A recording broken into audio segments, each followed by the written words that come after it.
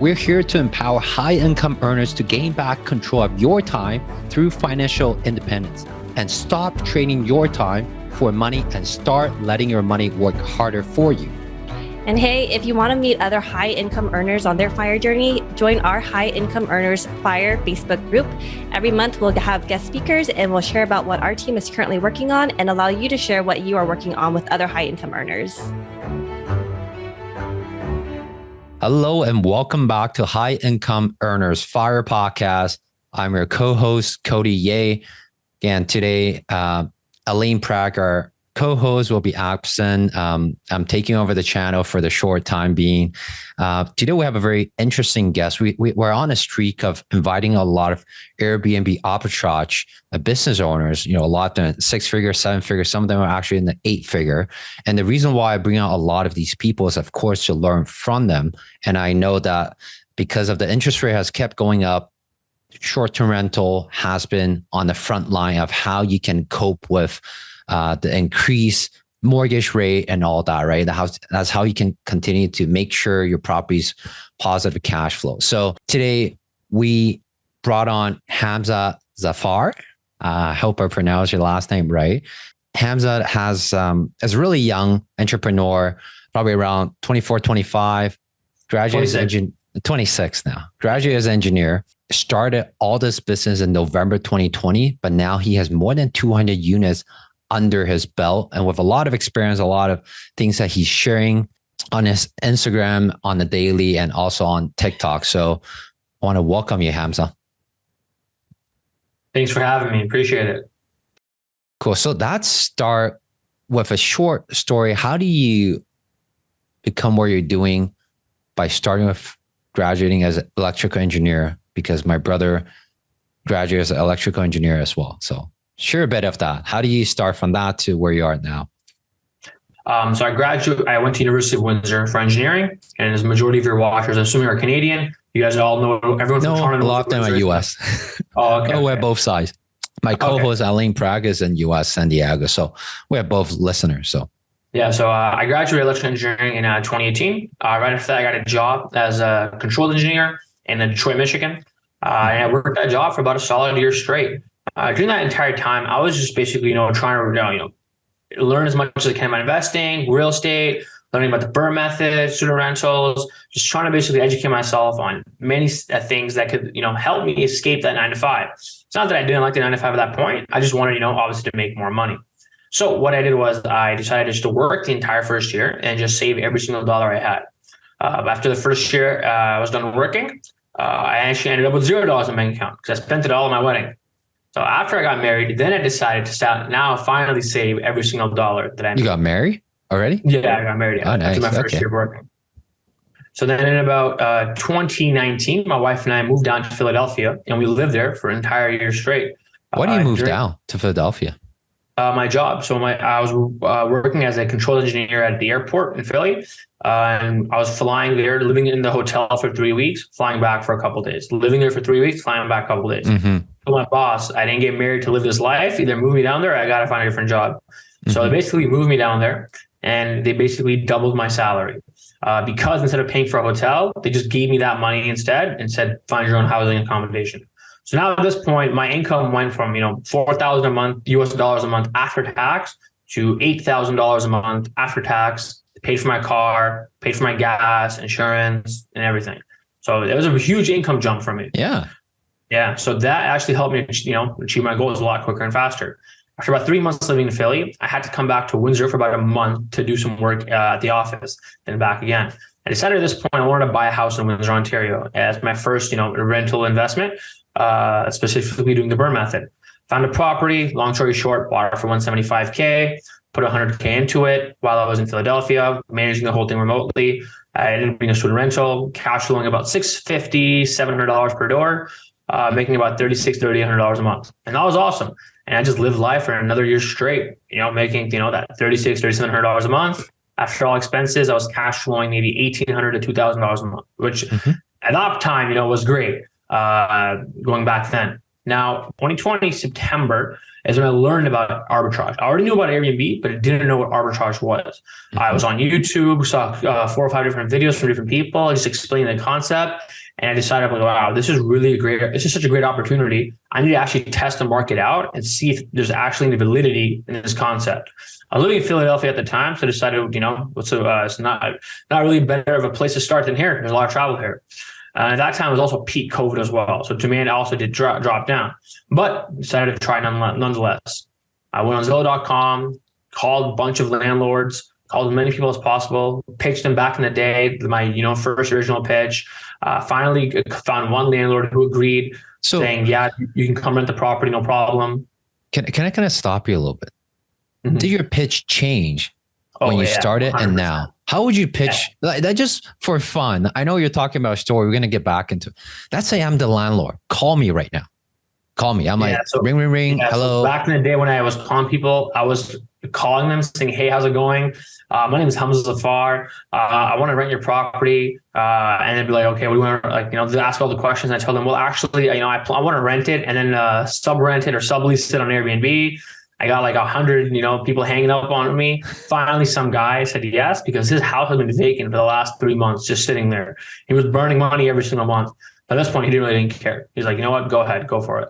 Yeah. And I ended up working out. So I, came to the landlord, pitched him everything in person. He's cool with it. My wife and I furnished the first house ourselves, cleaned everything ourselves, and just learned the entire business for that month and a half straight. Just did everything ourselves and just learned as much as possible.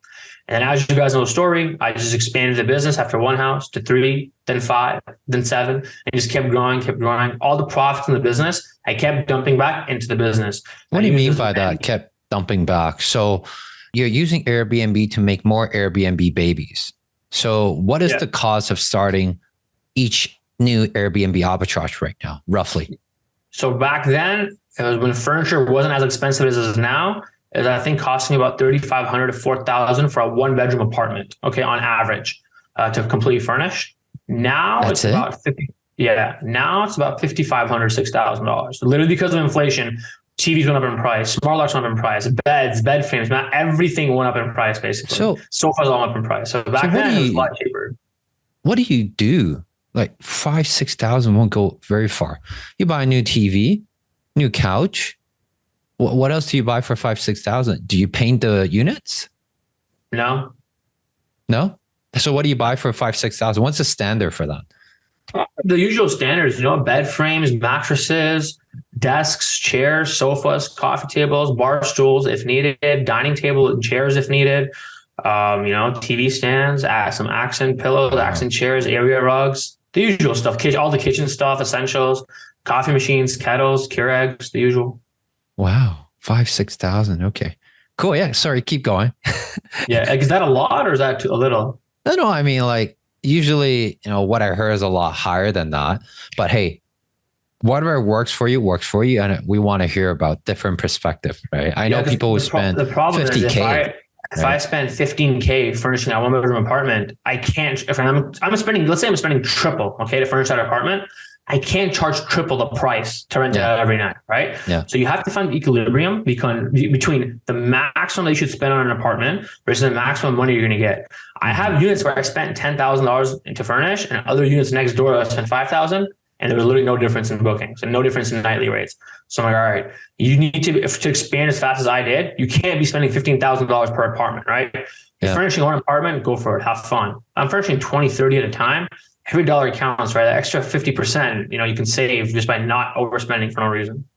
Yeah. And I think that's really based on the neighborhood you're in. You have to kind of know how you stand out and what people are looking for when they rent for a short-term rental. Even if I'm in like class A-star buildings, luxury finishes, and I still won't go over that budget. I have like $6,000.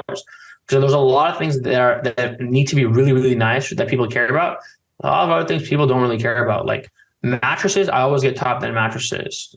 Sofas, really nice sofas. Then other things like spoons, knives, forks, $5 from IKEA, right? A towel holder you can buy for $25, or you can buy for $199 from IKEA, right? Yeah. Pillows, I'll always buy really high quality pillows, things that affect your sleep, affect your stay. When I check into a hotel, because I stay in hotels a lot, I always try to base it off of what do I really care about and what do I not even look at or not even like think about, right? The things that matter the most is the size of the TV, the sofa you're sitting on, the mattress you're sleeping on, the pillows that you're sleeping on, the sheets.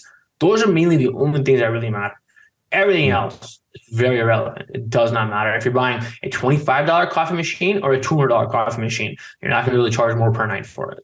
A lot of time for new beginners or people who just got into Airbnb arbitrage, don't think it from your perspective, right? We always think from the customer's perspective, what they're actually looking for instead of what you think they need, right?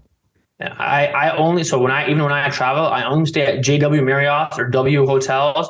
And even then it's like, I literally don't even look at, what are the finishes of the spoons that I'm using to eat my food, right? It could be $1 spoon from IKEA. It really doesn't matter, right? There are a few things on my furniture sheet that I tell all my students to look at. Those are the things that you spend money on that actually matter and affect reviews.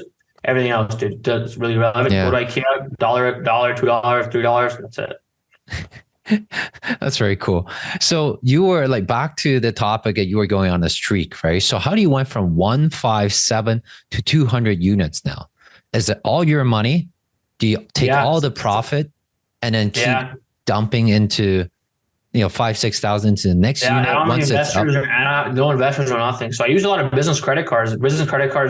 I got introduced to when I came to America. They were a lot better than what was available for me back in Canada, like 10 times better. I was astonished. Like I could just walk in, and get $40,000, $50,000 business credit cards, no problem in America. So that really helped a lot. 0% APR, no interest, no payments, Amazon credit cards, no interest, no payments, Best Buy credit cards, 24 months, 20K limits. Like that was insane help. So I literally used those to just expand like crazy. Then after that, as I said, I had that one house in Windsor, that student rental. At that point, I think in January and February, I had the opportunity to expand to Dallas, and it was for 6 apartments plus more apartments coming up. I needed cash. I needed a huge cash influx. So I decided to sell the house in Windsor. I sold it for about $400,000. I made about 120K Canadian in profit, but it ended up being like 80 something, 70 something. I don't know, whatever it was in American dollars. That helped a lot to grow the business and just keep growing and keep growing. And every single dollar that came in didn't leave that business bank account. I was still working my 9 to 5, making $8,000 a month. So that was also more money that I was using towards the business. So I had the Airbnb profits coming in, the $8,000 a month from my salary. And keep in mind, I was only living on $1,000, maybe $1,500 a month out of that $8,000. So even though I was making all that money, my rent was $1,000. My wife and I would spend a maximum of $500 a month total between the two of us on groceries, going out to eat, doing things for fun. And we were just saving every single dollar possible. That's very impressive. So do you mind if I ask, what is your gross revenue per unit? I know it's across the board, Dallas, Detroit, blah, blah, blah, but what's the gross? On average, so here's some math you can do. On average, annualized for the year, every apartment that you spend $5,000 on should return $1,250 to $1,500 in pure net profit. That's after all expenses, rent, utilities, insurance, cleaning fees, after everything, after every expense possible. Every $5K you're putting into furniture to furnish an apartment should return anywhere from $1,250 to $1,500. And that's for each unit, each apartment, like you said. Each apartment, correct. So I'm furnishing 10 apartments, right? And it's going to cost me $50,000 to furnish 10 apartments. And I know those apartments are going to make me about $15K in net profit per unit. So think about that. That's a payback of less than 1 year, 6 months payback. Right. Actually, my payback's usually about 2 months. So what I do is I like to negotiate rent concessions where I get the first month free or 2 months free. So the first 2 months, I'm not paying any rent whatsoever. So my payback period is literally almost like maximum 10 weeks, 8 to 10 weeks. Right. So my cash on cash return is given to me as soon as possible. Where I essentially have no money to deal anymore. And it's just pure cash flow at that point. And why would the landlord give you 1 or 2 months for free? Because I'm renting 20 apartments at a time, right? Not 1 or 2. Like I have a deal I'm working on right now for 26 apartments in Pennsylvania. Where is this? In Pennsylvania. Oh, Pennsylvania. Okay. Yeah. And we're right now negotiating 2 months free. I just closed literally 2 luxury homes and 6 apartments with one landlord in Austin. He's giving me a month free, right? So when you're leasing apartments or houses in volume, you can ask for these type of concessions.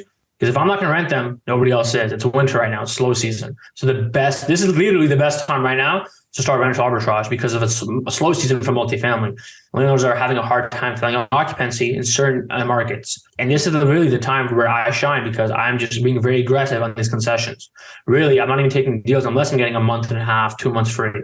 I even started the conversations and asking for 3 months free. And then, people used to get insulted and I used to ask that in July. Now people are entertaining it because it's slow season. They need to get these units occupied, right? A lot of the times these people want to do refinances. Their NOIs are low because they have vacancy. Banks, are hounding on them saying, why is the building only 8% occupied, right? They have a certain debt obligation they have to fill every month. So when I come into the picture and I'm like, the beacon of hope for them. Humza's here to rent 20 apartments next week. So they're really incentivized to give me those 2 months free. And are those, what's the percentage? Like, is there a certain vacancy rate that you look, for example, this 26 unit in Pennsylvania, tell us the story of this. What's a vacancy rate before you call this landlord? How do you know that? So that's a good way. So like, I do this a lot. So like literally in the last, of the last 80 units I've added in the last year, I think I got 2 months free on every single one of them. And every single time I'd call the front desk, the leasing agent, and I just pretend, hey, I'm looking for an apartment. How's it going? I was wondering how full are you guys? Like, do you think apartment will disappear if I wait too long? They'll tell me, oh no, don't worry about it. We have a lot of vacancy, or like, oh yeah, we don't have that much space left. So that's one way to basically, find out by calling the leasing offices, ask them, how's your vacancy looking? I'm looking to move here. Yeah, yeah.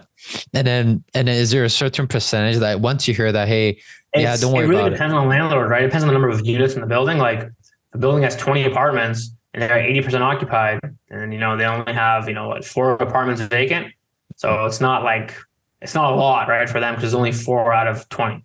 Yeah. But if it's like a 500 unit apartment building and they're 80% occupied, and they have 100 apartments vacant, right? So then it helps to you where you can go around 20, 30, and it helps them a lot. But it just depends on the actual number of apartments per se.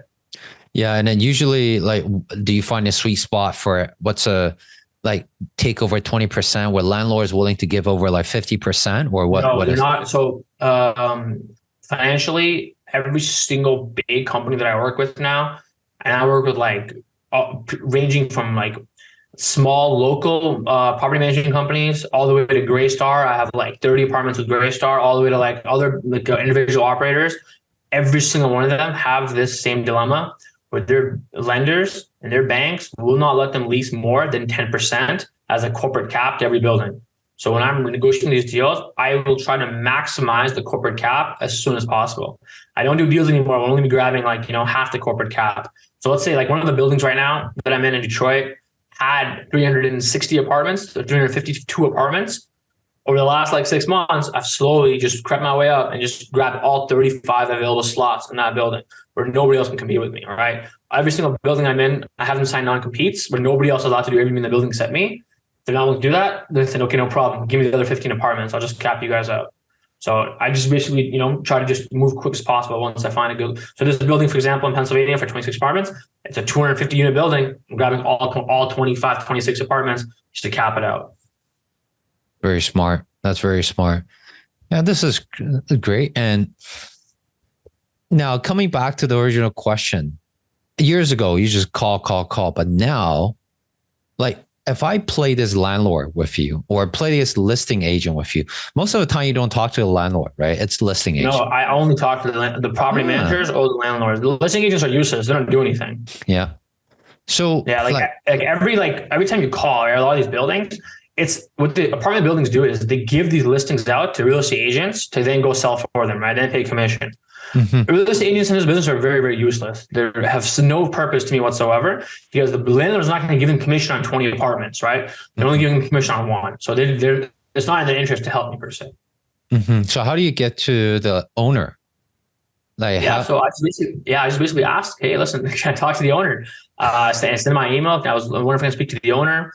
Try to find them somehow on LinkedIn if possible, or I just talk to the property manager, and the property manager is usually the decision maker, and they're the liaison between me and the owner talking to each other. Mm-hmm, mm-hmm.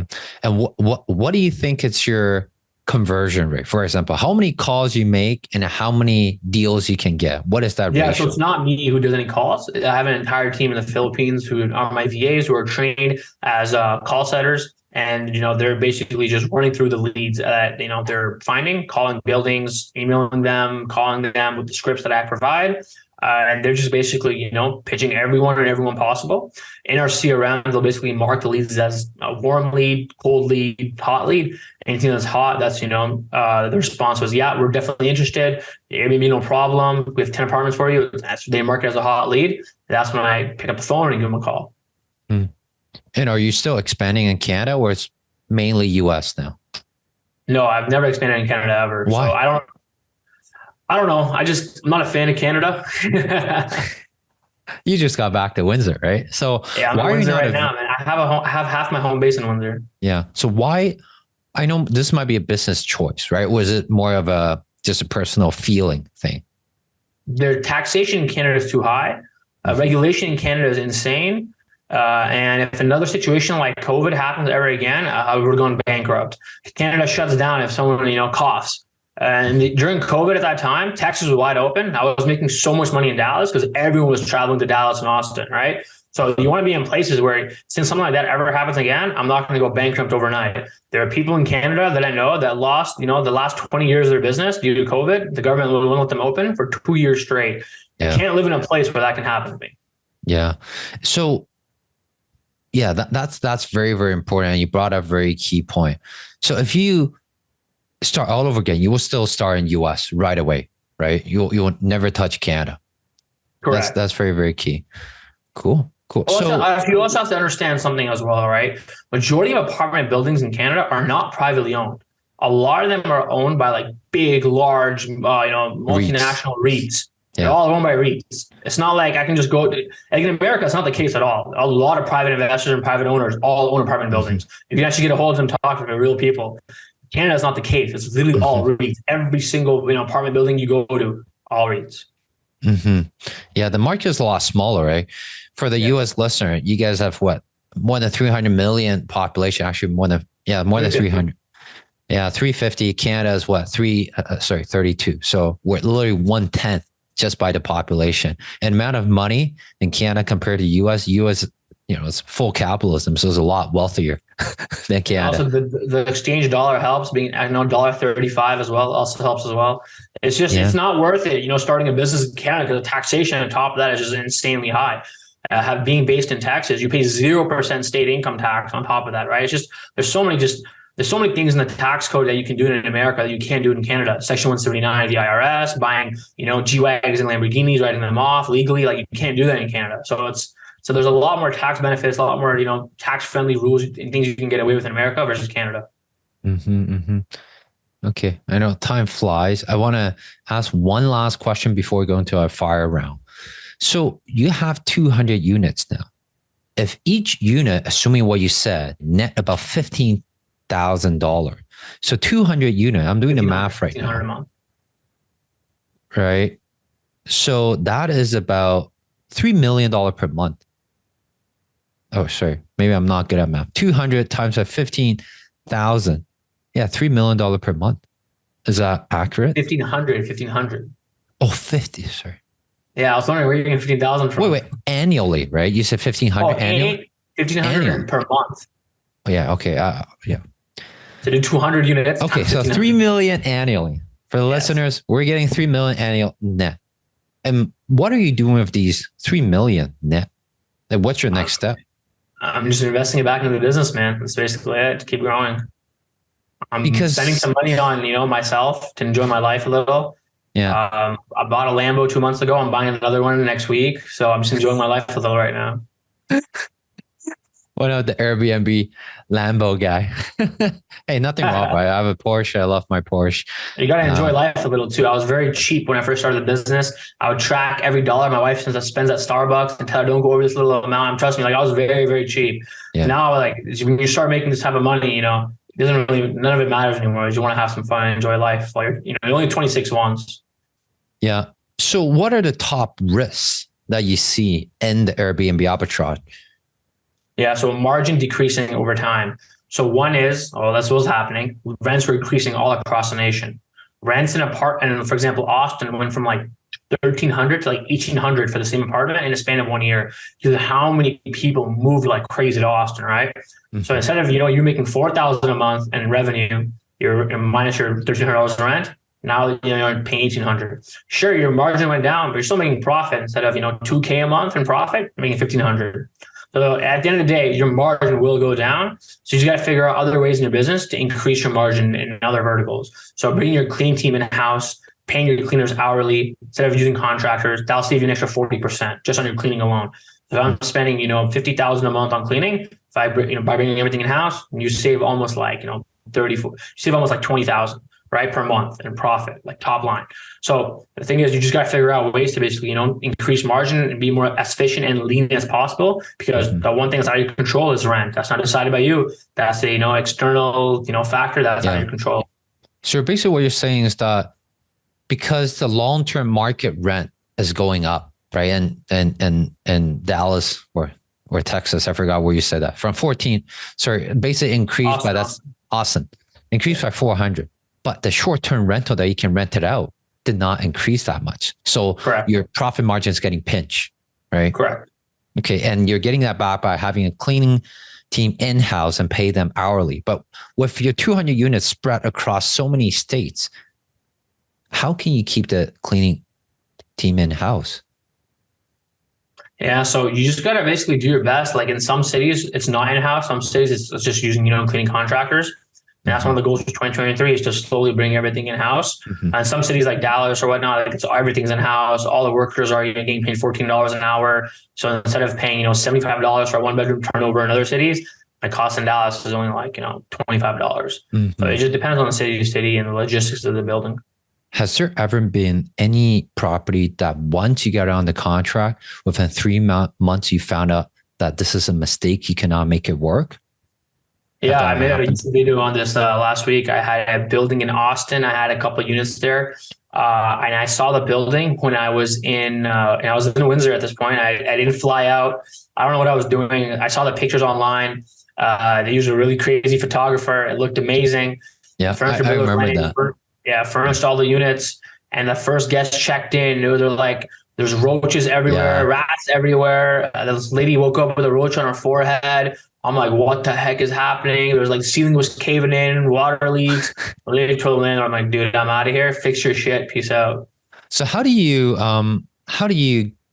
get out of those contracts then? I literally just told him, I'm like, bro, like, there's literally impossible to live here. It's either I gotta call code enforcement and you basically shut the entire building down, or you just let me leave. And he's like, yeah, and I'm sorry, man, about that. He's a California investor. He had no clue either. Hasn't been in the property in like 4 years.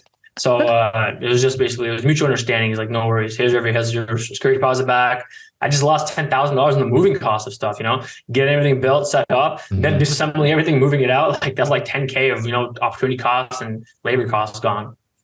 Yeah. I remember you said, check out every single property or apartment in person. At this point, I physically will walk every single building I say yes to, every single building, every single apartment. Yeah. No, that's very cool. Very cool. Well, we're going to get into our fire round. Our first question for our fire round is, if you become a billionaire, I know you're making $3 million net per year right now. Imagine you become a billionaire. Keep in mind, that's also just from the Airbnb business. The coaching business is more as well. Yes, there's more from the coaching business.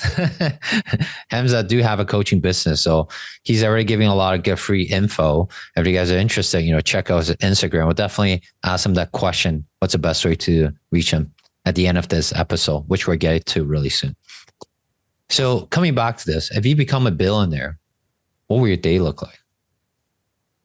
Well, the thing is, I tell people all the time, right? Like, there's no, like, so my life really didn't change after 20,000 a month. When I started making 20K a month take home net profit, really didn't change much in the sense of making 30K, 40K, 50K a month. When I started making 100K a month take home net profit, that's when it really started. Like, I didn't even look at numbers anymore. Numbers don't exist. Like, if you go to a restaurant, the numbers don't mean anything, right? Go out shopping, the numbers don't mean anything. Like anywhere I go, with flights, vacations, the numbers don't mean anything anymore. After the 20K a month, you can live a comfortable life. But after I had 100K a month, numbers don't mean anything. If that 100K a month becomes $1 million a month, what's that going to change, right? There's really not much you can really spend it on unless you're buying yachts or buying ultra mega mansions. There's really not much, right? So that 20K a month mark is a sweet spot because that's the same salary as a doctor essentially, right? That's 240 grand a year take home. Doctors and surgeons make that. So if you can make a doctor's salary by not working 15-hour days being a doctor, then you're pretty much won at life. You don't really, you don't have to do anything else. The 100K a month mark just gets you to that next level of, 4, 5, 6, 7 vacations a year, supercars, exotics, just, it's a different level of lifestyle. 20K a month gets you that nice, BMW, Mercedes, Tesla, a nice house in the suburbs for $1 million, like the usual life that, everybody aspires to have. The 100K a month just elevates it to a different level. When I know people now that make 300K a month, 200K a month, and now I'm at that level as well. Take home 200-300K. It hasn't changed since the 100K a month mark. So I feel like it gets to some point where like you don't even have enough time in the day to spend all that money because you're like, it doesn't matter to you anymore, right? So I just feel like at that point you got to do something else in your life and have fun with other things to keep you, they keep you busy. Like for me now, what I love to do with my free time is I like to go to the gym and I like to play basketball a lot. Play a lot of basketball. When I was working 9 to 5, I couldn't do that. I was draining tired every day. I didn't have time. Now I can go to the gym, play pickup for 2-3 hours, and just have fun with my life. So that's one of the things that I really look forward to. Yeah, man. I do play basketball as well. I stopped playing for a while. But yeah, I playing basketball grew up, and when I was working, I literally stopped playing for a while, man, because the whole 9 to 5 shit. As soon as I know that, like, now that the business is like we're good to go, I'm back in the gym, back and working on my jumper. Like I'm enjoying my childhood things again. You know what I mean? So it brings you a level of freedom where you can enjoy life again. Yeah. Okay. And next question will be: if you lose everything right now, you lose your 200 units of listing, but we drop you with $500,000 cash, how would you start over again? Yeah, I would start pretty much the exact same way. I would go call. Well, wait, do I keep my connections or no? Yeah. I mean, you lose all the 200 units, but you have the reputation, you have your knowledge, you have your connection. Okay. If I have my reputation and I have my connections right now, I would call the people in my network and be like, hey, when's your next building going up? I want 30, 40 apartments. And I just start the business all over again. It'd be a lot faster because now, I still have the reputation. The reputation really matters a lot, right? A lot of the network that I've built over the time spans from city to city. All these landlords, I just tell them, Google my name. You'll find me in Business Insider twice. And they don't ask any questions after that. Build a really good repertoire with a lot of landlords in Austin, Dallas, Philly. Just, it's just having the reputation, having that connection, it just helps me basically, get farther ahead now. Because at a certain level of the game, it's not about working even harder. It's about who you know. Who you know is a very, very big thing in business at certain levels of the game, right? So now it's like, I don't even bother my VAs, to be honest, that much anymore to go call random buildings. It's a building owner will say, hey, someone I know has building a 30-unit building in Orlando. I'm just giving a random name out there. Are you interested? And I'm like, yeah, sure. Let's have a Zoom call, right? Your network really, really accelerates you and gets you there faster. Mm-hmm. So if you start over again, would you start by the bigger buildings right away instead of going to the single family duplex, triplex? Will you go because directly? I couldn't get into those big buildings starting away. I had no credibility. A lot of these buildings, they look at bank statements. They want to see, if you're renting 30 apartments, you have 6 months of reserves in rent for 30 apartments, right? They want to see that. You don't want to rent 30 apartments to any random, right? They basically want to see that you're credible. Do you have good business credit? Do you have, all these things in play? So I couldn't even get into those buildings. I just started. When you're dealing with individual landlords, mom and pop owners, the connection is all interpersonal. You're dealing with a real human individual, and you're basing the transaction on trust. So that's basically what you have to start when you're first starting out. Eventually, over time, as you get bigger, and as you build your portfolio, then you can get to big high rises like downtown, like I did. And you did it in 2 years. So kudos to you. So it's not impossible. No, not at all, man. It's not impossible. Just got to grind every day, man. That's it. Build systems, build teams, automate as much as you possibly can, create processes for your team. And that's really it. And just let the machine run. Yeah. So if you're a podcast host, who would you want to interview? Who would I want to interview? Yeah. Probably want to interview Alex Hormozi. Alex Hormozi? Yeah, probably. Yeah. $100 million offer. $1 million offers, man. That book has made me $1.5 million this year alone. Yeah. Yeah. Especially on the coaching side of business, right? That book, I'm telling you, I didn't know anything about education until I read that book. I'm like, damn, it's a good book. Yeah. Yeah. Cool. So what other ways are you giving back? You say that your life don't change much after the 20K per month mark. And now you're probably at the 250 mark. So what are the ways you're giving back?